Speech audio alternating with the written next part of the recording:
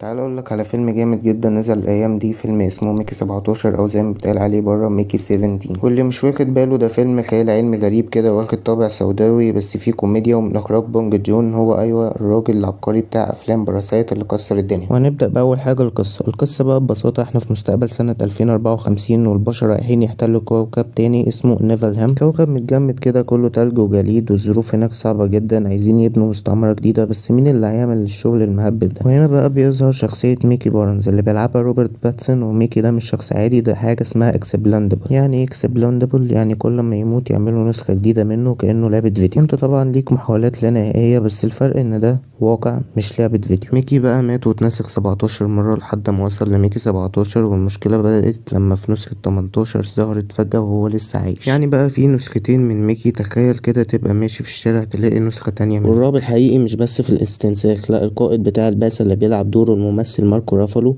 هالك بتاع مارفل، بس هنا شرير. قرر ان واحدة من النسختين دول لازم تتخلص منهم، فبيدخلوا في صراع مش بس على البقاء، لا، على الهوية، على المعنى الانسان، على فكرة ان انت مين اصلا.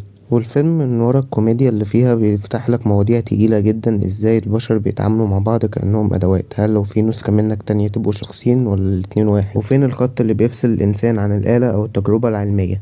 غير كده الفيلم فيه كائنات فضائية اسمها كريبرز، او اللي في الاول الناس فاكرينهم اعداء